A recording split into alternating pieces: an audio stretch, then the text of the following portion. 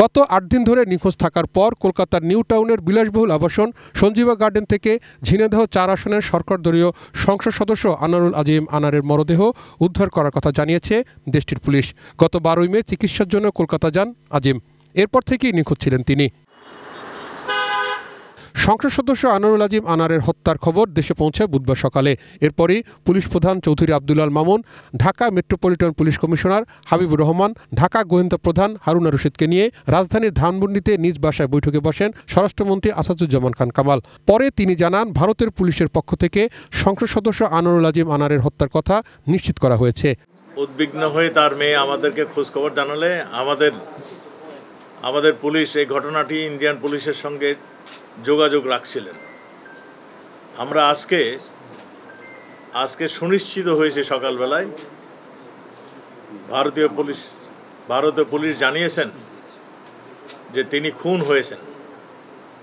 তা আমরা ইতিমধ্যেই তাদের যে তথ্য ভারতীয় পুলিশ আমাদেরকে দিয়েছিলেন সেই তথ্য অনুযায়ী আমাদের পুলিশ, বাংলাদেশের পুলিশ, এদের তথ্য অনুযায়ী তাদেরকে যারা খুন করেছেন কিংবা খুনের সঙ্গে সম্পৃক্ত ছিলেন আমরা যারা সন্দেহ করছি এবং তাদের থেকে যা আমরা তথ্য পেয়েছিলাম সেই তথ্য অনুযায়ী তাদের মধ্যে থেকে আমরা ৩ জন অপরাধীকে আমাদের পুলিশ ধরেছেন এবং তাদের জিজ্ঞাসাবাদ চলছে, তদন্ত চলছে।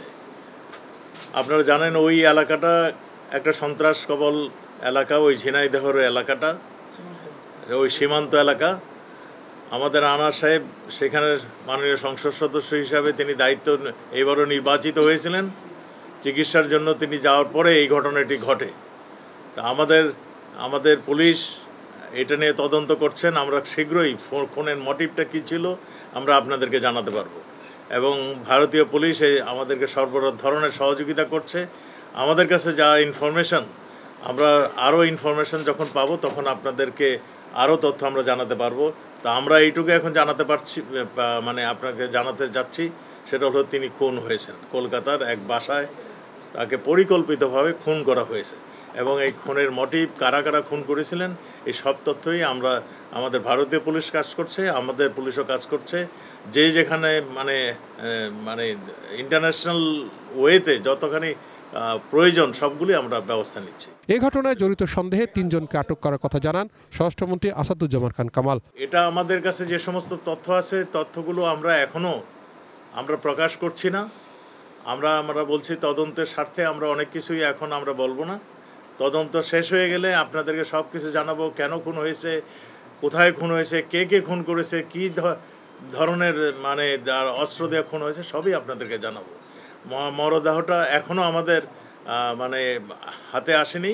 তা আমরা যতটুকু খবর পাচ্ছি সেই খবর অনুযায়ী আমরা তদন্ত করছি। 2 দেশের পুলিশই তদন্ত করছে। ভারতের পুলিশ আমাদেরকে জানিয়েছেন তিনি খুন হয়েছেন, এটা সুনিশ্চিত। আমাদের পুলিশের হেফাজতে রয়েছে এবং তাদের জিজ্ঞাসাবাদ হচ্ছে এবং জিজ্ঞাসাবাদ হলে আমরা তো বলছি আমরা তদন্তের স্বার্থে অনেক কিছুই এখন আমরা বলতে পারছি না।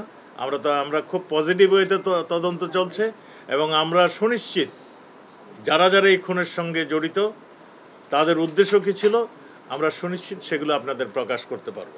এর মধ্যে অনেক কিছু হয়েছে। এরা অনেকেই ভারতে গিয়েছিলেন বলেই তো আমাদের কাছে ভারতীয় কিছু তথ্য এখানে আসছে। আমরা সব কিছু মিলে ঝুলেই আমরা তো বলেছি ভারতের পুলিশও আমাদেরকে সহযোগিতা করছেন এবং আমাদের পুলিশ আপনারা জানেন অত্যন্ত দক্ষ পুলিশ আমাদের। তারাও এই খুনের মোটিভ, খুনের কি হয়েছে সব কিছু আপনাদের বিস্তারিত আমরা দিতে পারবো।